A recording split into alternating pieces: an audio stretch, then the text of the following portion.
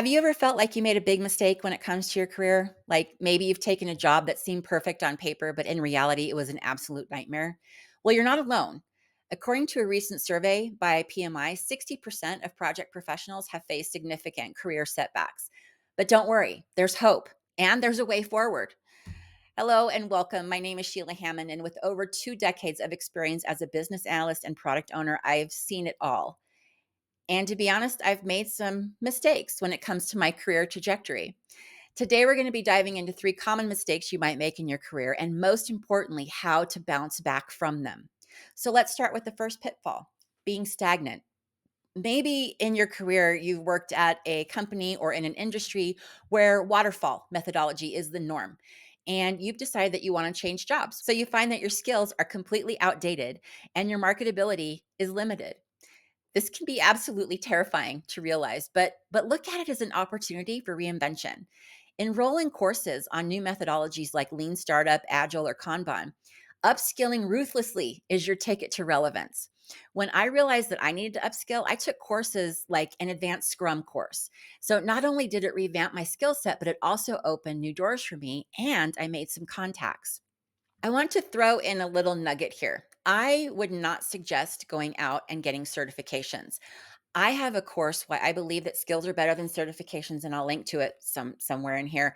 But if you go out and get a ton of certifications with no practical skills, that's not going to get you far, and it may only serve to frustrate you. So take classes on skills, learn Agile, learn Salesforce, learn Python. These are the ways to upskill and make a difference in your career. And in most cases, it's a lot less costly. Next on the list, we have taking a bad job.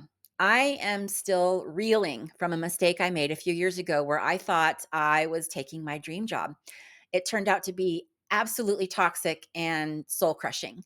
The money was great, but the culture, the workload, the management, really everything other than the salary was worse than I've ever experienced.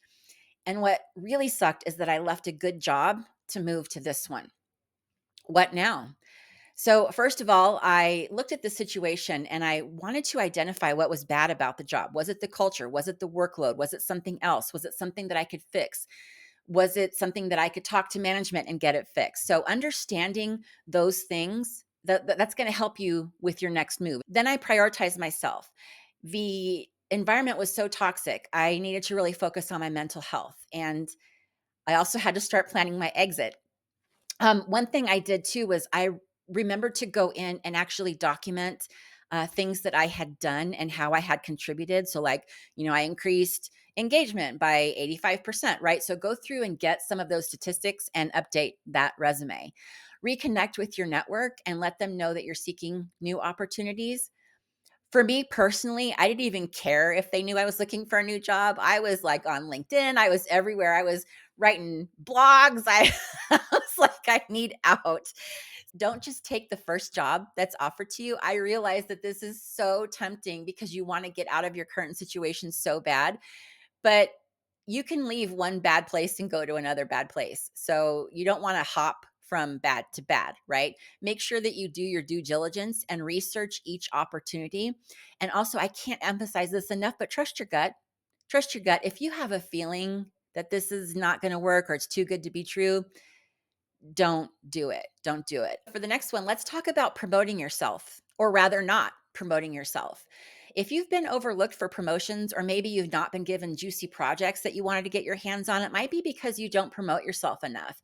It's time to become your own champion. Okay. Become a storyteller of your achievements. Document and quantify your successes. Showcase them through reports or through presentations. Now, I'm not saying don't get all braggy and become insufferable. Don't just constantly talk about how hard you work. You need to show your value. Network strategically in your company. Build relationships with senior leaders to increase your visibility. Now, don't go in brown nose. That's not what I'm saying. But be honest with them. Tell people that you want to take on more responsibility. Ask what you can do to move forward in the company. If they know you're interested, any good manager is going to nurture that.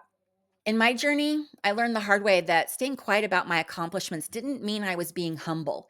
It meant I was being overlooked. I thought my good work would speak for itself, but that's often not the case. Because honestly, you never know who's behind you taking credit for your good work. So I would write everything down that I worked on. I kept a record. I made sure I had weekly one on ones with my manager and discussed what I was doing and asked for feedback. I became very active in my career and was able to advance my career significantly because of those changes. Remember, these setbacks are opportunities for growth. By learning from your mistakes and taking proactive steps, you can get back on track and achieve your career goals. Do your best to stay positive, adapt, and keep moving forward. That's all I have for you today. Take care. Lazy BA out.